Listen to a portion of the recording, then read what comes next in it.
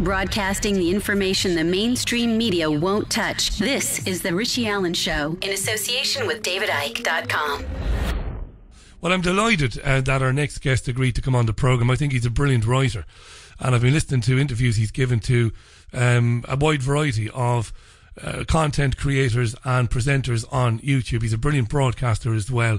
This week, for me, he's written the most outstanding article. In fact, he's written a series of articles and updates on his site, which is willielohman.wordpress.com, willielohman.wordpress.com, about Amnesty International's claim that there were 13,000 executions carried out at Saydnaya prison since 2011. They provided 84 witnesses, they said, but didn't offer a shred of documentary evidence that any of this has happened. Brilliant journalism from a terrific journalist. Let's welcome back to let's welcome for the first time to the programme, the first of many, Scott Creighton, who's in Florida. Scott, welcome. How are you? I'm doing well. How you doing? I'm really good, and I can hear you loud and clear. Congratulations on some first-rate journalism on your site, Scott. It really is terrific, mate. Brilliant stuff. Thank you very much. You know, when I talked about it, and of course I credited you when I talked about it earlier in the week, people got in touch with us and they said, Richie, why would Amnesty do anything like that? Amnesty have always been there for the downtrodden, for the tortured, for the disappeared. Why would they do it? Do you want to answer that, Scott? Do you want to take that one first? Well, Amnesty gets some funding from westernized nations, the United Kingdom, the United States, U.S. State Department. There's also connections. Human Rights Watch is also. I would be surprised, that because of what Amnesty International has done over the years, documenting the crimes against the Palestinian people, I would be surprised. I was surprised that they did it. But the more you look into it, the more you realize, they have in the past helped with these regime change operations by providing a little bit of either support for various pieces of propaganda that came out in the past, or creating the propaganda themselves. And also, if you look, Amnesty International and Human Rights Watch as well, if you look at their numbers as far as what they claim civilians killed, say, in the Bush administration days when they induced shock and awe in the early stages of Iraq, how many people they claim were actually killed, their numbers are incredibly low. I saw something, I forget where it was, but they were talking about I think it was Amnesty International's numbers as far as how many civilians Barack Obama has actually killed with drones. And I think, don't quote me on this, but I think the number was like 230 between Iraq and Syria, and maybe 50 or so in Yemen. These numbers are incredibly low. So, to be honest, I myself was a little bit taken aback when this thing came out. I looked at it, but then I remember, they get funding from them, and it's not all of Amnesty International that does this. I think what they do is like they do with any organization. They get their people, to be hired by Amnesty International or Human Rights Watch or any of these other organizations that actually do some good work, Bet Salem perhaps. And when they have them, in place and working for them, they make contact with them and say, okay, we need a little bit of help with this. And they produce it. And I think that's exactly what this Nicolette Wellman did with this ridiculous bunk propaganda. It's a really good point you made there, because I've obviously, coming from commercial radio background, I've interviewed various spokesmen and women from Amnesty over the years, and I think it's a really good point you make. You'd have to imagine a lot of people working for organisations like that are doing so for pure reasons, and they're genuinely against oppression and murder and torture wherever it happens. But this is just staggering, Scott. It's a staggering thing, because our listeners, I know they're all ears. By the way, Scott, you can follow Scott on Twitter. I've just tweeted his Twitter handle, which is @WillieLoman1. That's @WillieLoman1. Love that. Death of a Salesman reference. I love that. @WillieLoman1 is where you'll find Scott on Twitter there.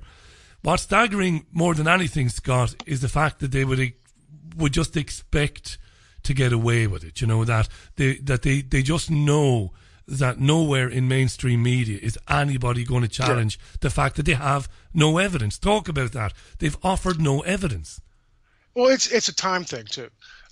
Remember, I mean, I wrote something about that yesterday. They don't really necessarily need this to be proven, because they know it's not. The more people look into it, they say, wait a minute, you got 31. This is based on the statements of 31 former moderate terrorists who were sent into Syria to destabilize the country and to force a change of the government there.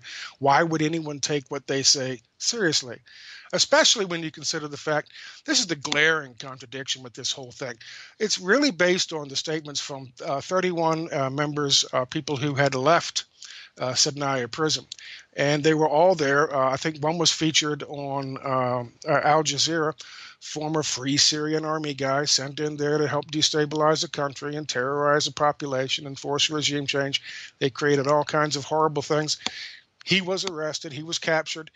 He was kept in Sednaya prison, and miraculously, he was released. He was set free. He spent 2.5 years in Sednaya prison for acts of terrorism, and they ended up letting him go. He signed a thing saying he wasn't going to be a terrorist anymore. Whatever he did, they actually let him go. This is what this story is based on, really. And when you think about it and you look at all the hyperbole and all the things that they say about, oh, they're just hanging everybody. Oh, my goodness, it's just mass extermination. They want to kill everybody who has anything to do with trying to, with the Free Syrian Army and the opposition, except for these 31 people who they just let go. And you know what, Scott? Do you know what's really frustrating about that is, again, people won't ask questions like, isn't that a difficult thing to do, you know, to execute so many people by hanging in one go? Why wouldn't they shoot these people? Right. You know, why would you do that? I mean, I know what Sky News, I know what Fox News would say. Well, the shots would alert the other prisoners, and they tell you all this absolute garbage, but they just wouldn't hang people like that. They wouldn't do that. It's a slow process to kill people. It doesn't always work. You get all kinds of issues. And if you look at this, the ridiculous, they actually, we'll talk about this a little bit later, but this is such a major propaganda campaign for them. Not only did they do a video of this before they release the actual report, a nice heartwarming hearts and minds kind of video, you know, you really want to get in there and help those poor terrorists because they're being treated so badly. But they actually put together, they got a company, and the company put together this 3D model, and they actually have a website. It's connected with Amnesty International. You can go there, and you can go through. You can do a fly through of the Sednaya prison, but it's all based entirely on the say-so of these 31 terrorists who, for some reason, they let go and didn't hang these guys.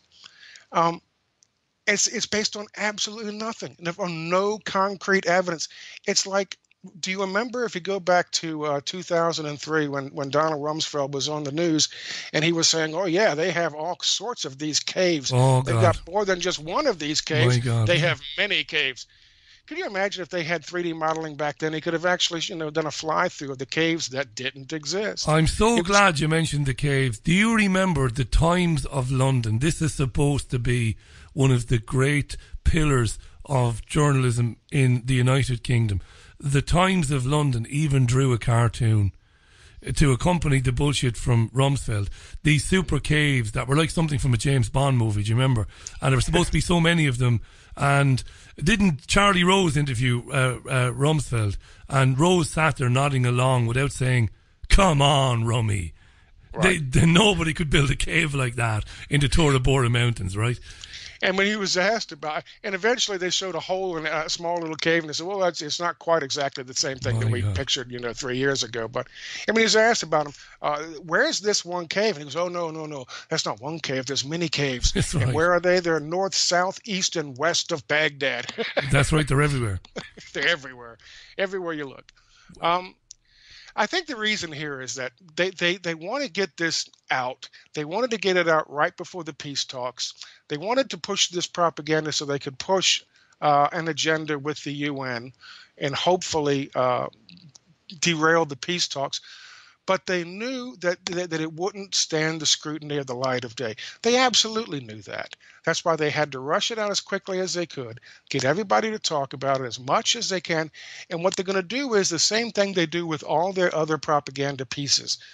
They'll let it go. They'll drop it. It'll be lost kind of in the history for about 2 or 3 months. And then what you'll hear is the same thing over and over again. Politicians and talking heads, they'll make reference back to it. They'll talk back to it and say, oh, well, yes, but, you have to get rid of Assad because if you don't look at what Assad did. He slaughtered 13,000 of his own people, hung them all to death. It was like Auschwitz or something. And all they'll have to do is mention it, because people will be able to go back and say, is he telling the truth? And they'll look at the CNN BS, or they'll look at the New York Times BS, or they'll look at, and it'll be there. So it'll be truth. Even as ridiculous as it is, and as bunk, as baseless as it is, that's how this stuff becomes truth. You've just answered a brilliant question put to me by one of our listeners the other day. They asked me about the sort of income that I earned when I was working in commercial radio. And it was a decent-ish living, Scott. It wasn't marvellous, but it was good. And then one of the listeners came back to me and said that they read that Kay Burley at Sky News is getting £650,000 a year, which is a massive salary, to be reading, a teleprompter, basically, to be reading autocue 4 or 5 times a week. Huge amounts of money. And you just answered why, because the listener said, well, why did he get paid so much? Well, they get paid so much not to ask the sort of questions that you're asking in your articles, which is, come on. Can I just put this to you, Scott? I was going to send you an email today, and I should have done it. It was so close to airtime that I didn't. You might not be aware, but CNN ran a story today. They led with a story today about a Russian businessman who's been poisoned by the Russians. Right now, what was extraordinary about it was his wife was interviewed.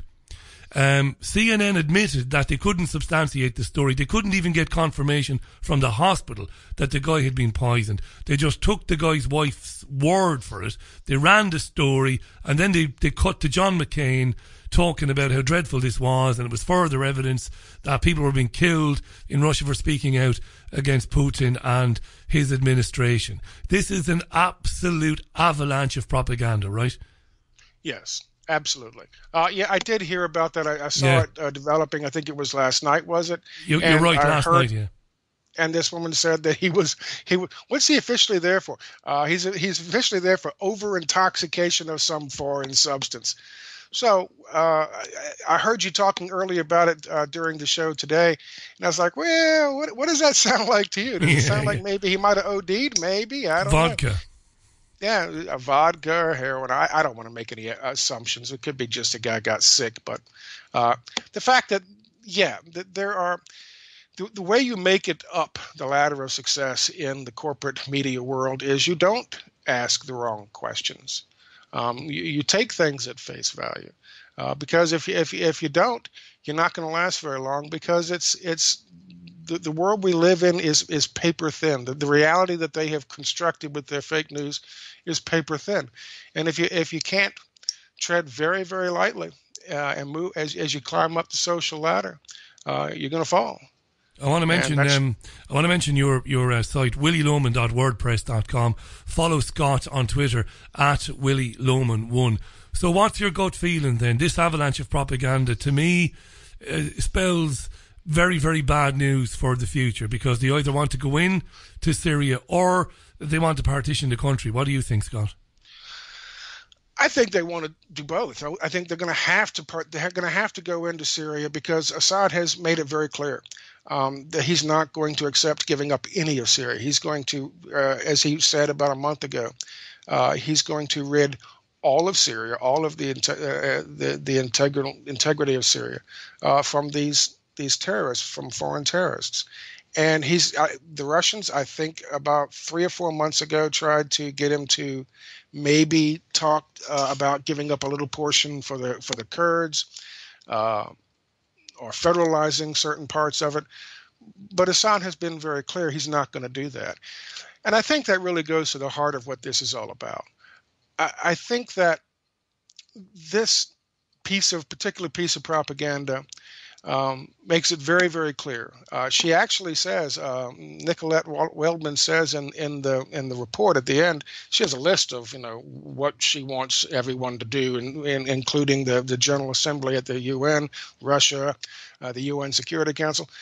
It's all basically saying they're not going to accept a deal that leaves Assad, because ultimately they blame Assad and the legitimate leadership in Syria for what they claim happened in Sadnaya prison. So I think going into this meeting, this peace deal meeting in Geneva, which, by the way, was supposed to start on February the 8th. This report comes out on February the 7th. It was postponed on January 27th by the Russians, by Lavrov. But I think the wheels were already in motion to get this released, so they went ahead and released it anyway. Because it would have been a disaster, right? Because they failed to do what they wanted to do, which was to depose Assad, get their own puppet in there. They failed to do that. They know now that no matter how many jihadists they throw at the situation and at Assad, it won't be good enough, because Assad is protected by Russia, so there's nothing they can do there. Any peace talks are disastrous again for the NATO countries, for the NATO countries and Israel. So what you've described really is their only play now. Go in, and this is what this propaganda is about. If Western civilians like you and me, Scott, if we genuinely believe that this guy is having slaughter parties in prisons, horrendous things like that, we're less likely to stand up and say, no, don't go in there. And before we know it, what's the next play? No-fly zone. That sounds smart to me, right? No-fly zone will be announced in the next few weeks. Right. Well, the next play is to make sure that the peace talks are dead.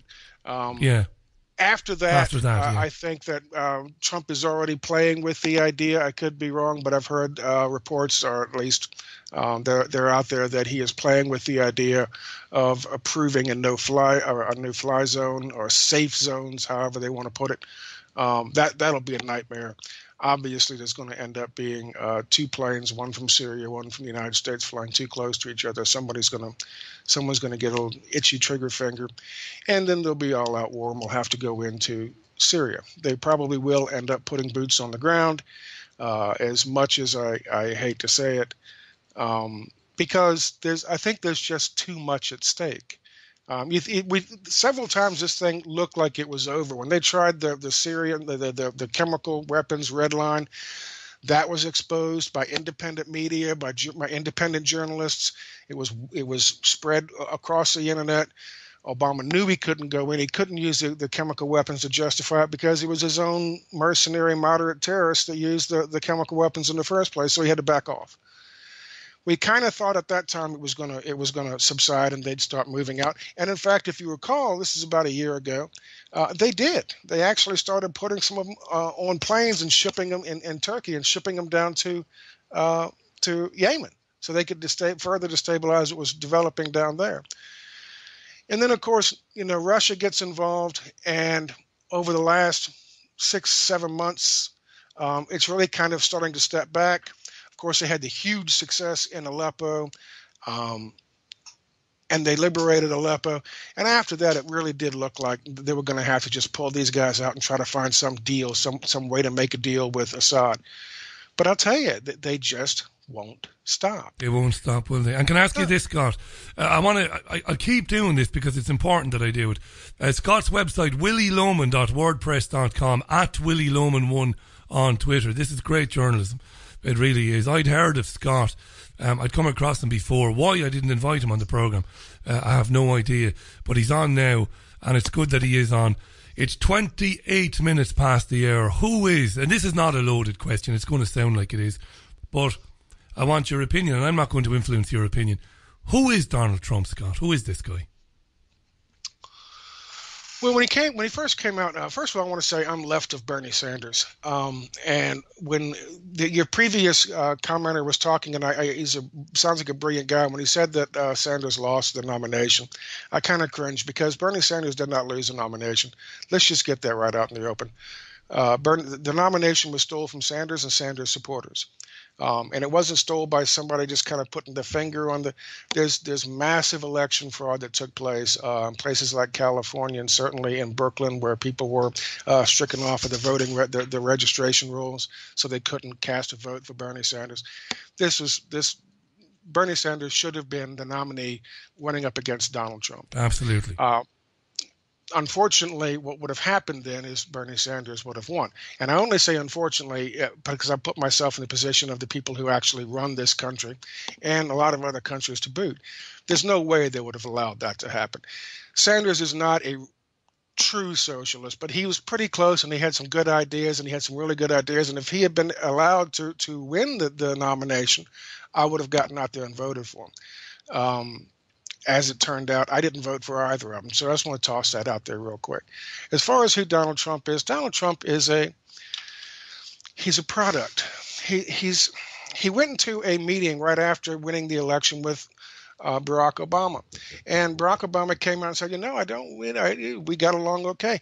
He said, we got along okay because he's not an ideologue. He doesn't have, strong set of beliefs. What he is he's pragmatic. And he was very excited about that. Because pragmatic means, that, if you recall, Barack Obama was called pragmatic in 2008, but he won as well, right? What it means is that he will bend. He will facilitate whatever needs to happen. I think that in a lot of ways, the Donald Trump that ran would have been or could have been a good president, but he's not going to be the Donald Trump that ran. He's going to be the Donald Trump that is now putting people who want to privatize everything in place. He's a Donald Trump that has sessions now. He's a Donald Trump that is signing executive orders not to get rid of the Obamacare plan, which is fascist in my opinion and completely unconstitutional because of the mandate. He just wants to revise it, which means he's just going to make it worse. So I don't think that Donald Trump. The only redeeming thing about Trump is this. I think that what he says about not wanting to be imperialist, but not wanting to have a great footprint across the Middle East, letting other countries decide their own fate, I think he means that. And I think that's one of the reasons, probably one of the only reasons, he's hated so much by the deep state. That's interesting, that. And that brings us to, because we get this all the time from people, Richie, why are you not supporting Trump? Now, the interesting thing about that is people obviously don't know anything about me if they ask that question. It's a dumb question to ask me because I don't believe in politics. I don't believe in democracy. It doesn't exist in my opinion. I wouldn't vote for anybody, no matter who they were. But anyway, that's neither here nor there. I get this all the time. Everybody's against him, Richie. The media is against him. Everybody is. Therefore, that is proof of itself that the guy is genuine and he's going to take on the oligarchs. What do you say to that when they say that to you? I'm not sure how he can take on the oligarchs. He keeps putting them in his cabinet. So, I mean, I'm not, unless there's a little, family infighting. Like I said, he's got some issues. People think it's monolithic, this whole, deep state masters of the universe thing, that they all have one mindset and they all think the same way. They all do think the same way. They worship Mammon and that's it. But they all have different avenues of interests to explore. And I think that there is a rift right now between a number of them. It's not broken down the fake divide between Republicans and Democrats. It's a one-party system that we live in, at least in this country. I think you guys are kind of feeling the same thing over there. Greece certainly learned that recently. It's a one-party system. But there are interests that are at stake here, a lot, and big time interests at stake here. I think that some people think that Hillary Clinton was supposed to lose to Donald Trump. I don't necessarily think that's the case. I think Hillary Clinton was supposed to lose to Jeb Bush, but that didn't work out because they couldn't stand Jeb Bush. But then when it came right down to it, the only thing they cared about was making sure Bernie Sanders was not in that race. After that, I think it didn't really make a whole bit of a difference. That Goldman Sachs executive said that he didn't care if it was Trump or Clinton, because he basically owns them both. And that echoes statements made by, going back to Dean in the first hour, echoes statements made by the Rothschild family many, many, many moons ago. I don't care who sits on the throne of England. Give me control of the money supply. That's all I really want. Scott Creighton is on the line.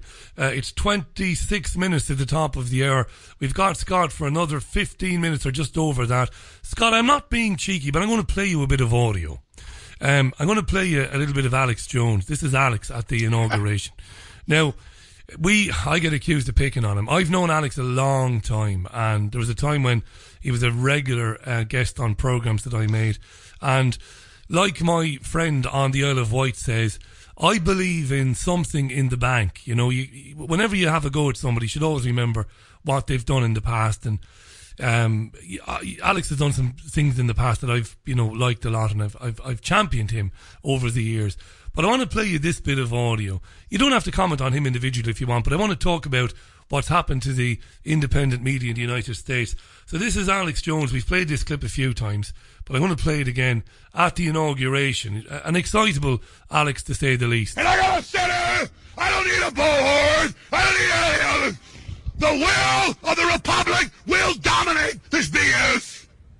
Yeah. 1776, baby. 1776 will commence again. You like it? This is just the info war. Imagine you get in a physical fight with us. It's over. You understand that? I know you do now, don't you? We haven't taken the gloves off, and if you want to keep pushing with your commie Chinese, everybody else, we're going to blow your ass off the map. All the secret weapons ain't in the control of you anymore, are they? Who's he threatening there, Scott? He's threatening the left. He's threatening anybody who disagrees with him with violence, right? Yeah, he's threatening the left. Look, when a country is neoliberalized, and they're neoliberalized, nobody ever votes. First of all, they're all neoliberalized in opposition to what they want. Because once you understand what neoliberalization is, and once you understand what austerity is, nobody wants it. So when you neoliberalize a country, one of the first things that you have to do is certainly you have to kind of crack down on dissidents. And you see that from Pinochet, you see that from Suharto in Indonesia. It's always the same. You have brown shirts that come out. You have people who are really, into and kind of fascist in nature and angry. India recently went through about 10 years ago this kind of thing, where I don't mean to, be an alarmist or anything, and I certainly don't mean to say this is what Alex Jones is going to be doing. But it certainly sounds a lot like it. And I've been writing this about Jones for many years. And that is, when it all comes down to it and the stuff hits the fan, you're going to have a class of people who are going to be really militaristic. They're going to be civilians. They have to be civilians. Otherwise, the government can be held accountable. And they're going to be running around doing things, silencing people, rounding people up. I know for many years, Alex Jones said, Obama's going to be loading people onto the trains and taking them off someplace to the camps. FEMA camps, that's right. FEMA camps, right, the FEMA camps. Where we've seen Obama come and go, there were no FEMA camps. But, and don't get me wrong, Obama's as much of a fascist as Clinton was, as Bush was. They're all the same. But when you get to a certain point and you really have to shut down because everything's not working anymore, and so you really have to clamp down on it. And I think, unfortunately, who did you have on yesterday? Was it Bartlett? Was it no? It was Kevin Barnett. Kevin Barrett, that's right. Kevin was on yesterday, talking about this. I had him on the other day, talking about the next false flag operation. Yeah, I see that as a strong possibility under the Trump administration. Whether or not Trump is involved in it or knows about it, that's a totally different subject. I would doubt that. But I see that kind of thing happening. And you're going to see a lot of people coming out like Alex Jones is a little character he just did just now, sounding just like that and meaning it. And Alex Jones meant it right there. There's a danger to this, you see, Scott, and that is he influences a lot of people whom I wouldn't silence him, by the way. I'm not in any way, and I know Scott hasn't ever suggested. I would never, ever silence or censor anybody like that. I want those people out in the open where you can hear what they're saying. The only worry I have with a guy like him is there's a lot of militia folk who listen to that garbage. And he talked about FEMA camps. And I remember interviewing Jones years ago, and he used to very eloquently talk about the wrongs of interning Japanese Americans in World War II era, United States, and the wrongs of that. And of course, he was right. And Jones used to talk about FEMA camps and dissidents to the empire were going to be interned in there. But I guarantee you, and he's not here to defend himself, he's been invited to come on this programme to debate me on these issues, and he's ignored me. And I have his cell phone number, and he's ignored me. And I've said to him, look, come on and talk about these issues, because what I think you're doing, Alex, is you're now sounding like a guy who would quite happily round up Muslims that you didn't like the look of and chuck them into a FEMA camp so you could keep an eye on them. Muslims, leftists, progressives, people who just out there protesting the wrong thing at the wrong time. Yeah, absolutely. The guy has actually said this week on a broadcast that he would die for Donald Trump. And there's been times when he's cried. And I've begun to wonder how much of this is pure theatre and how much of it is genuine. How much of the tears are genuine, that he's in some sort of rapturous ecstasy type mental state that Trump is in, and that this is it. This is the answer to all of his problems and all of the world's problems. How much of that is a genuine feeling and how much of it is theatre? But that sort of garbage that we played a second ago, that is dangerous stuff, that. But I would rather he did that, and I would rather he broadcast that than he didn't. I would never censor him. That's just my opinion. I'll tell you that you listen to him, and I've seen him do his shtick before, and it is theater, and it is a production, it is performance. But there's an anger and there's a hatred that fuels it. But there's also, again, what we talked about before. There's moving up that ladder. That's and he's talking to people, like you said a minute ago. He's talking to people who feel that way. He's talking to people who actually have that kind of hate, who actually have that kind of passion.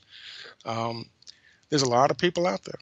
Yeah, he brings we're going to finish with him and stop talking about him, but he brings a guy on from the UK called Tommy Robinson, who is one of the most vile scumbags to ever walk the streets of the UK. He's a football hooligan. He's a violent thug in every sense of the word. And they bring him on to InfoWars to talk about problems with Islam in the UK and no-go areas where you can't go down because Muslims... Listen, you and I both know, Scott, immigration is not a taboo subject. Immigration is a tool used by the elites to divide and conquer. There's no doubt about that. And mass immigration has led to the destruction of services in countries like this, in Greece and everywhere else, and it needs to be dealt with. We're not idiots. We're not saying, oh yeah, let everybody in. No, it's foolishness that. It isn't black and white. But they bring people like Tommy Robinson on to talk about immigration. You could choke on the irony. 18 minutes to the top of the hour. Scott Creighton on the line. Great to have him on. I've already tweeted out the article today, but you can find all these articles at willieloman.wordpress.com. Bookmark the site and do follow Scott on Twitter. It's at willieloman1. Absolute final question on Jones, because the listeners asked me to put it to you. Do you think he was a plan from the beginning? Was this guy always meant to be there to do what he does, or has he changed? How do you see that? Well, you can go back to 2000. For your listeners who know Bill Cooper, I had a great deal of respect for Mr. Cooper. He taught me a lot just from being able to watch him and read his work.